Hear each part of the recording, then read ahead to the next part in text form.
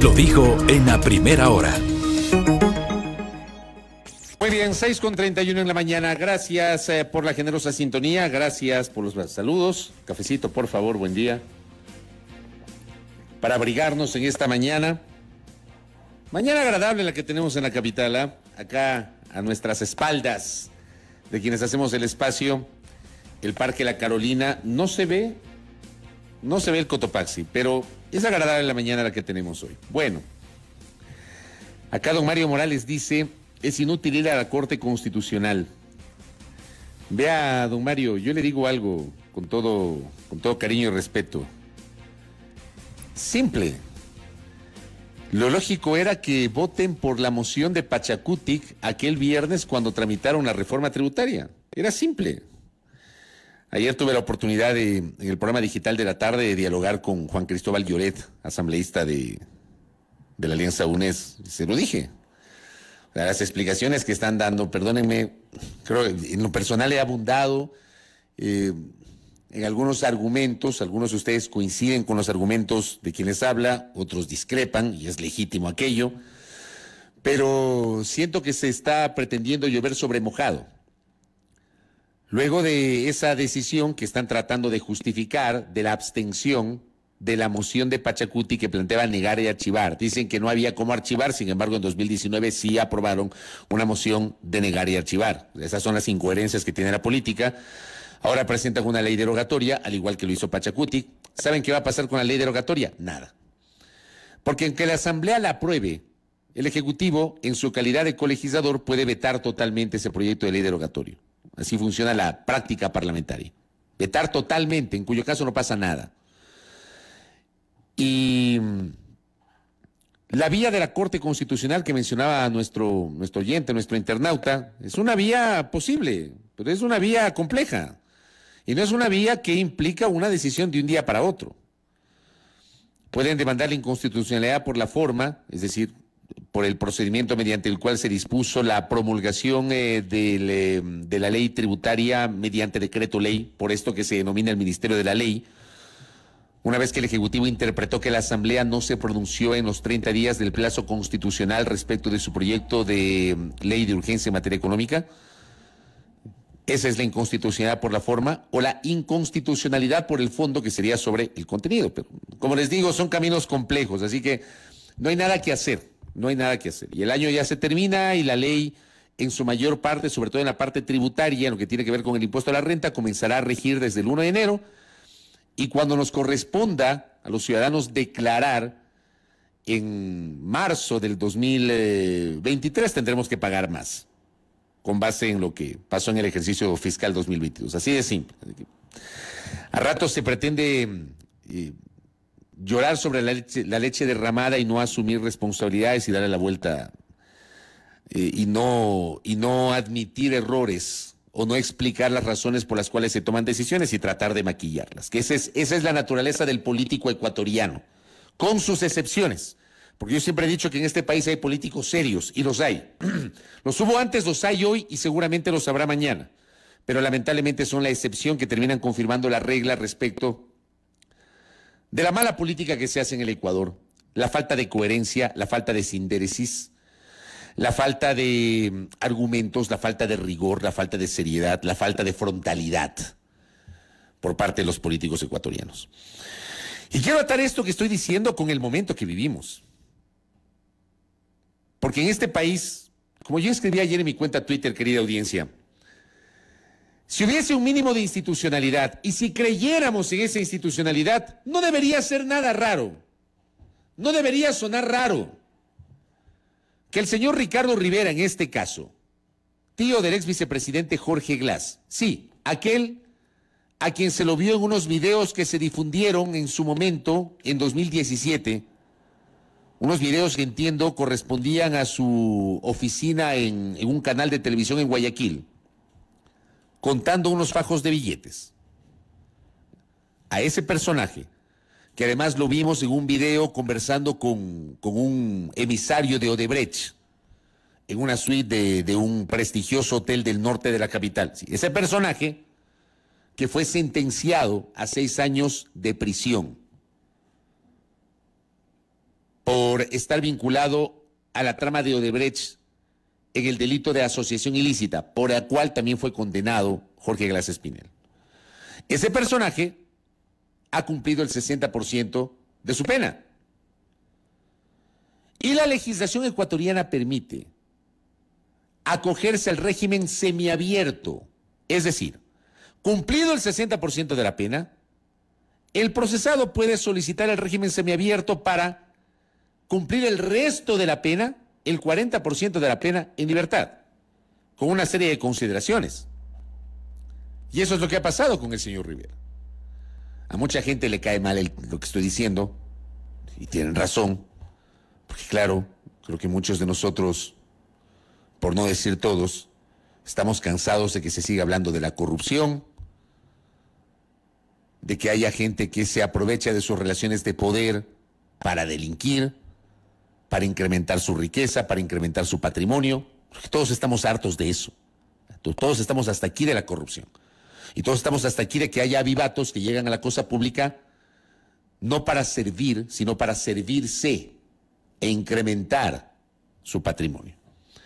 Algunos son realmente tontos y no saben hacer las travesuras bien. Hay otros que hacen bien la travesura.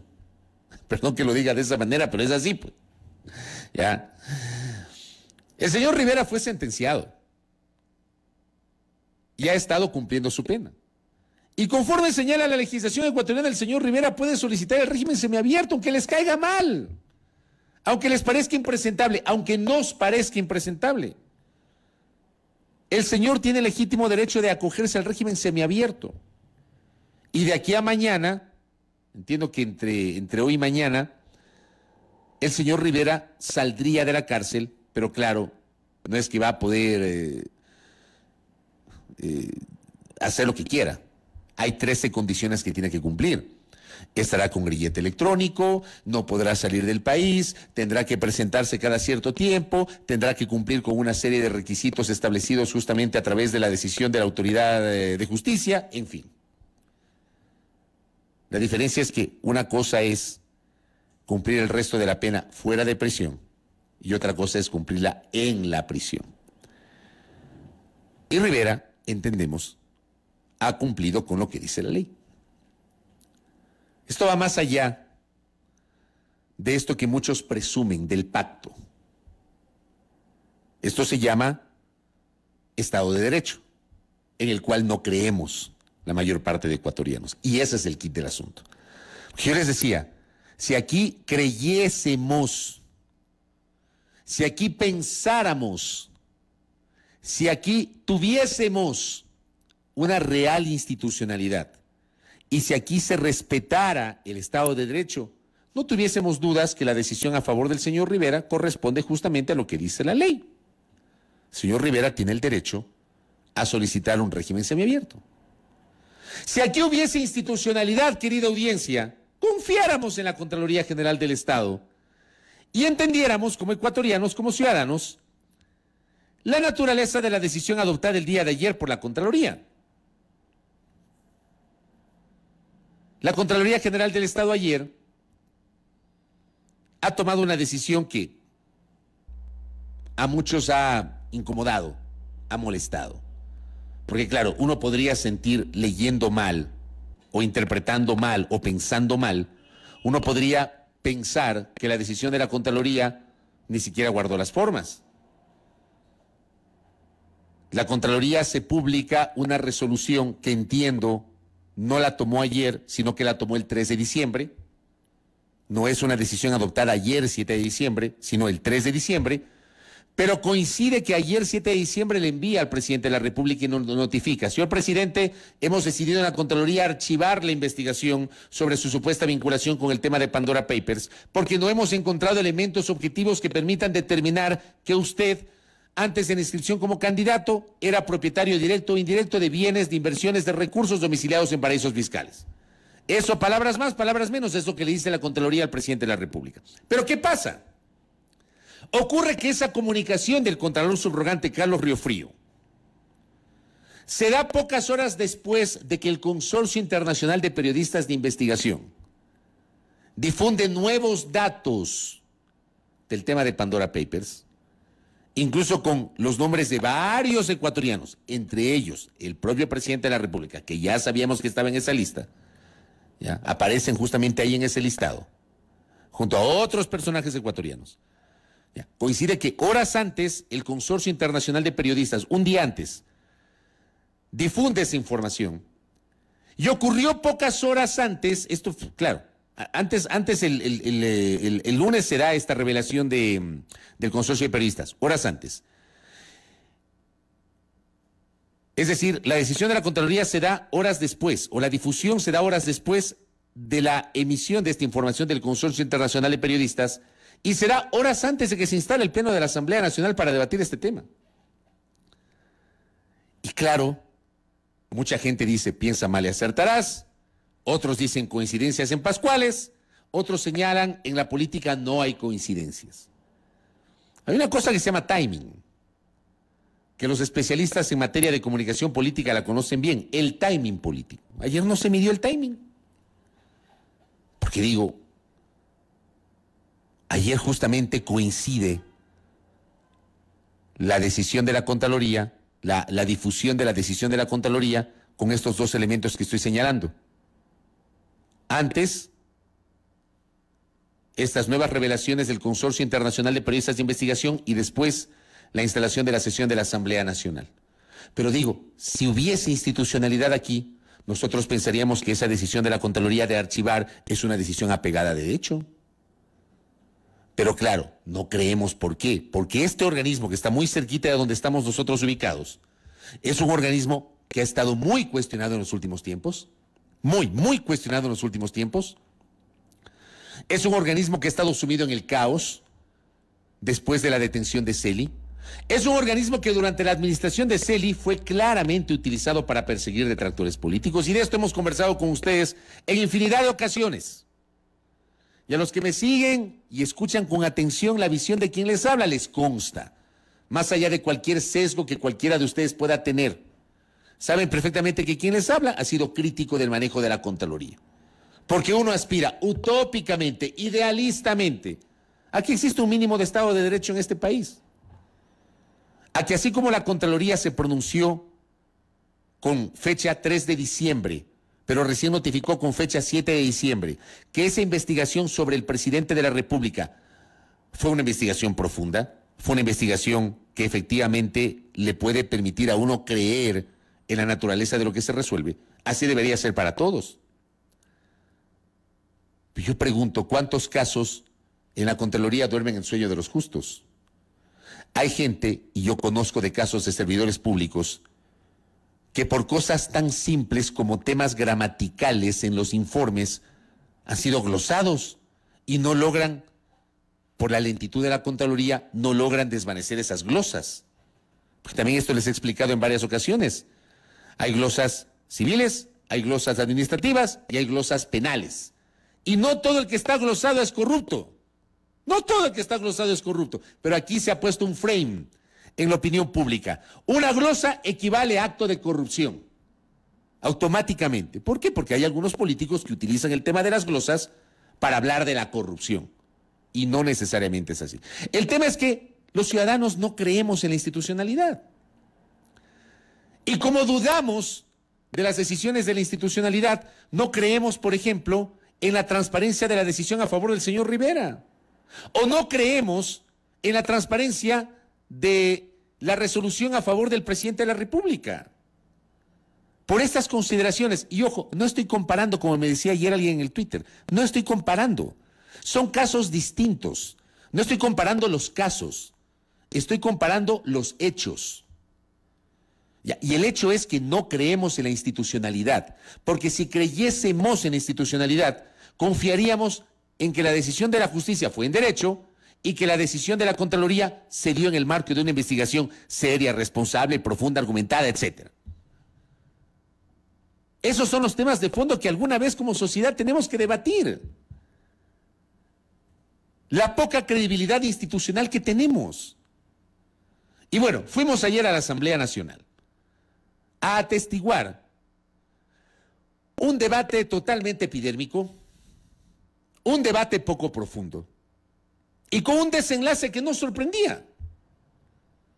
Ayer realmente, la sesión de la Asamblea Nacional del día de ayer tuvo algunos pasajes vergonzosos.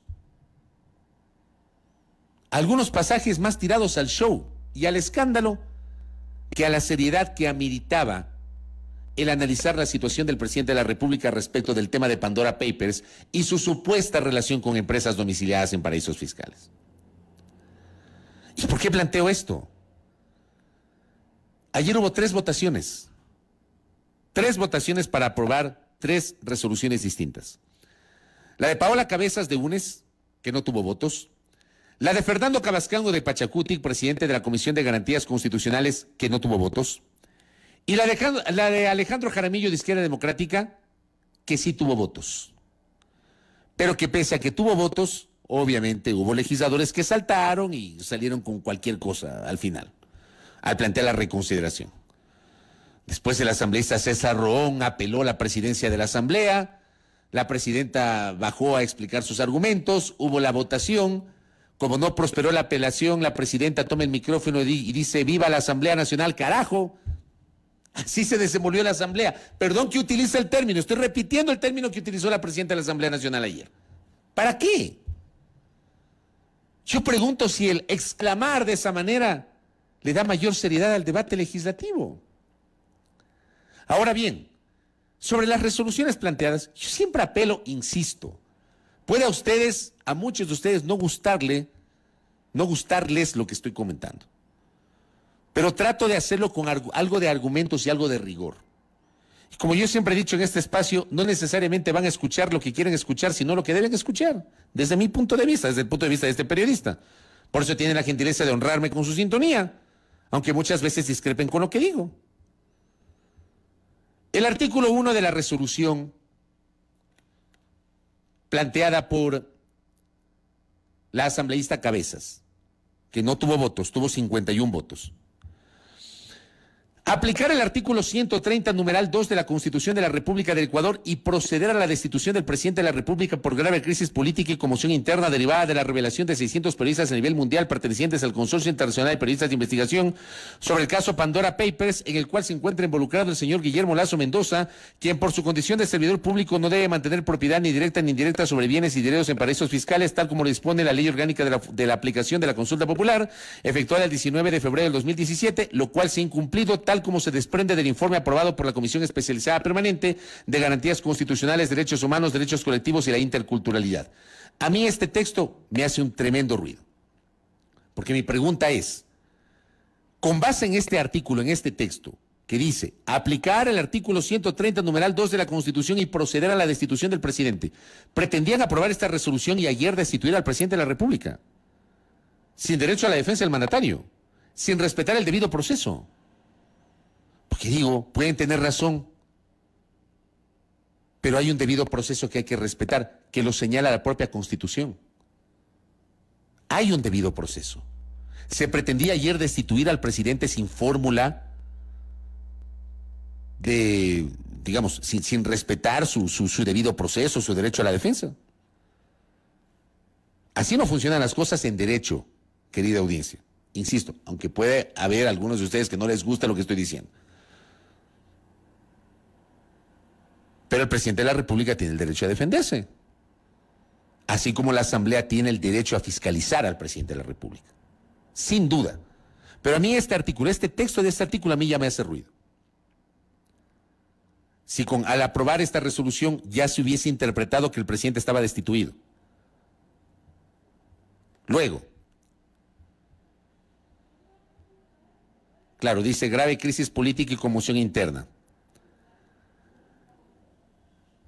Quiero solamente revisar lo que dice la Constitución en este acápite. Sobre la definición de grave crisis política y conmoción interna. Espérenme un segundo. Aquí tenemos la Constitución, el 130, numeral 2. Correcto, sí, la Asamblea Nacional podrá destituir al presidente de la República por grave crisis política y conmoción interna. Aquí se señala el procedimiento para la destitución del presidente. Pero en el artículo 2, O sea, el artículo 1 destituye al presidente de la República y en el artículo 2, en cambio, le convocan al presidente de la República al Pleno de la Asamblea para que explique su vinculación directa o indirecta con la propiedad de bienes y dineros en paraísos fiscales.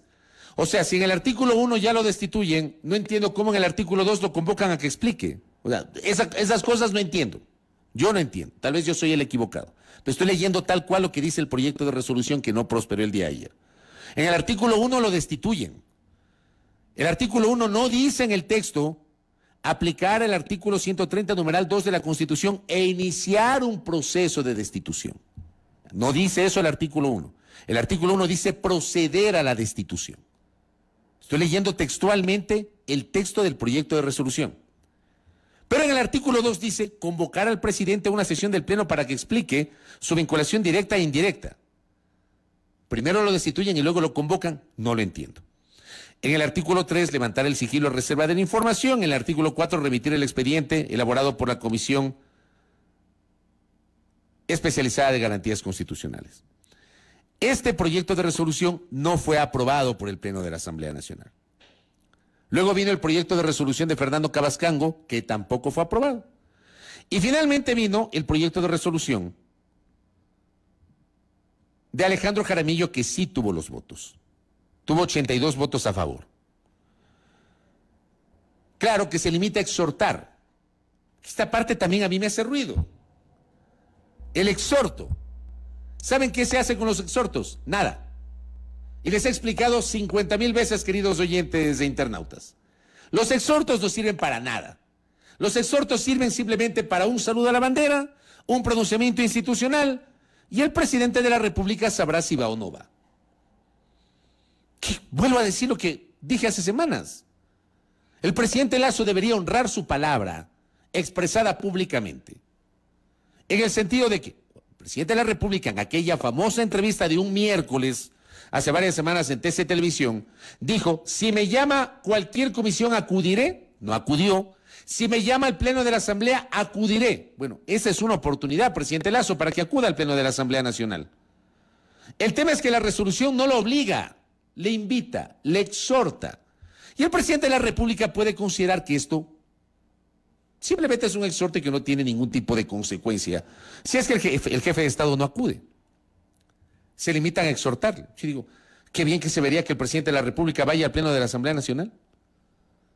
El presidente ha eludido su responsabilidad con el país para que a través de la Asamblea Nacional, que es su ente fiscalizador y al que debe rendirle cuentas, más allá de las obligaciones constitucionales y legales, ha eludido, digo, el presidente, acudir a ese órgano parlamentario y explicar, brindar sus explicaciones sobre este tema. Yo insisto, el presidente dijo, si me llama a la Asamblea, acudiré. No acudió a la Comisión de Garantías Constitucionales. No lo hizo. Tampoco ha acudido al Pleno. Hubiese sido interesante que el propio presidente le pida al Pleno que le reciba. El presidente no lo ha hecho. Bueno, ahora el Pleno le dice, presidente, le exhortamos. El exhorto es, le invitamos, le conminamos, le solicitamos, le sugerimos, le invitamos.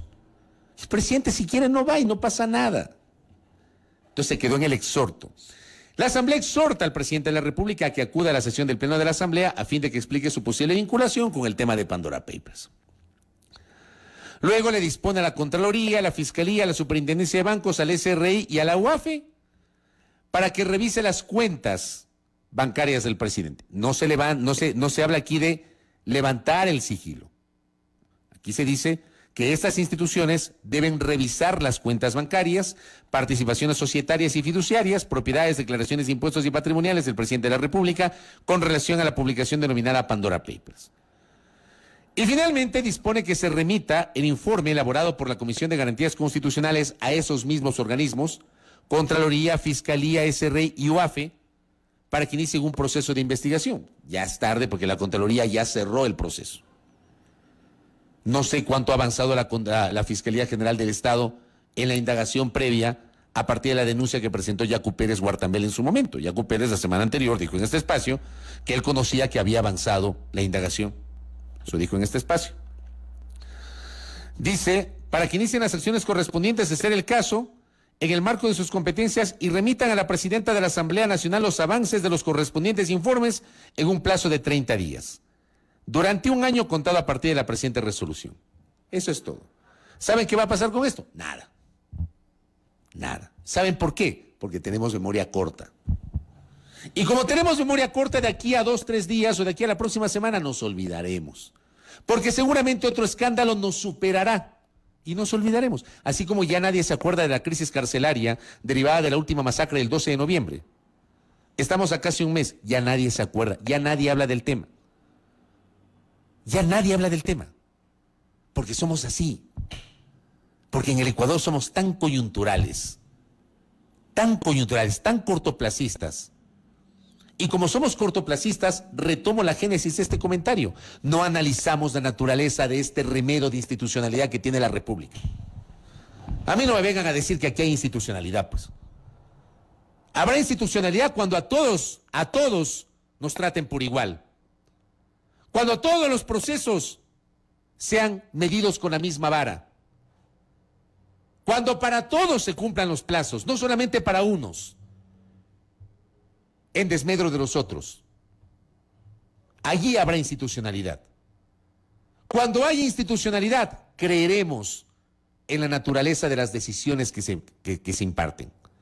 Cuando haya institucionalidad, no dudaremos, pues, de que la decisión a favor de un privado de libertad, que seguramente tiene argumentos legales, pero que mucha gente la asocia con un supuesto pacto político. ¿Por qué? Porque lamentablemente en el país, este país no está acostumbrado a transparentar las alianzas políticas. Porque este país tiene una historia, nuestros políticos, con excepciones, tienen una larga historia de ocultar los pactos, las alianzas, los acuerdos, los entendimientos, de hacerlos por debajo de la mesa. Como recordamos la semana anterior en este espacio. Entonces, claro, se asocia que lo que pasa con Rivera, o si mañana o pasado deciden trasladar de Centro de Privación de Libertad a Jorge Glass, como ha trascendido, automáticamente se lo va a asociar con el pacto. Porque los pactos no son transparentes, porque no los hacen encima de la mesa. Y como el común de los ciudadanos no creemos en la institucionalidad, en este remedo institucional que tenemos, entonces dudamos de la decisión a favor de Ricardo Rivera, o dudamos del archivo dispuesto por la Contraloría General del Estado sobre la investigación en torno a la supuesta relación del presidente de la República con el caso Pandora Papers. Claro, aquí me mandan un mensaje. ¿Cuál es el debido proceso? El presidente tiene derecho a defenderse, pero no ha querido ejercer su derecho y asistir a la Asamblea. Yo estoy de acuerdo con eso, totalmente de acuerdo. Pero en este punto, si mañana o pasado le inicias un procesamiento que puede desembocar en una destitución, por supuesto que el presidente de la República está obligado a acudir y tiene el derecho a defenderse, sin duda. Pero acuérdense lo que le pasó a Bucarán, acuérdense lo que le pasó a Gutiérrez. Les puede caer muy mal Bucarán y les puede caer muy mal Gutiérrez. Pero ni a Bucarán ni a Gutiérrez les permitieron defenderse. Y la destitución de los dos presidentes se dio en el marco de componendas políticas de ese momento. Es cuestión de revisar la historia. El día que aprendamos de la historia, y que leamos la historia y hagamos un juicio crítico de esa historia, créanme, empezaremos a tener un mejor país, que no lo tenemos en el Ecuador. Porque tenemos una institucionalidad endeble, una institucionalidad politizada. Porque en el Ecuador pasamos, como siempre he dicho, de la politización de la justicia a la judicialización de la política y a la mediatización de la justicia. Porque en los tiempos modernos se pretende gobernar por Twitter, comunicar decisiones por Twitter, impartir sentencias por Twitter, condenar por Twitter. Para mí eso no es institucionalidad. Para mí eso no es. Institucionalidad es que se diga en el Twitter cualquier cosa, en el legítimo ejercicio de la gente expresarse. Pero que los jueces, los fiscales, los contralores, los consejeros electorales, los jueces electorales, los legisladores, el Poder Ejecutivo, el Consejo de Participación Ciudadana y Control Social, el Procurador General del Estado, los superintendentes, actúen independientemente de lo que dice el Twitter, pues. Eso es lo que pasa en este país. Yo les invito, querida audiencia, respetuosamente, como siempre, a reflexionar sobre lo que estoy señalando. Eso es lo que como sociedad tenemos que exigir al poder político de turno. Anteayer Correa, ayer Moreno, hoy Lasso, mañana no sé quién será. Eso es lo que tenemos que exigir los ciudadanos. A esta asamblea, a la próxima asamblea, debemos exigir eso. A las cortes, a los fiscales, respetar el Estado de Derecho, que no lo tenemos en el Ecuador. Porque, insisto, en el Ecuador no tenemos institucionalidad, tenemos un remedo institucional. Remedo institucional. A punto de desbordar, pero no tenemos claro eso. Bueno. Primera plana. Todas las noticias, todas las voces.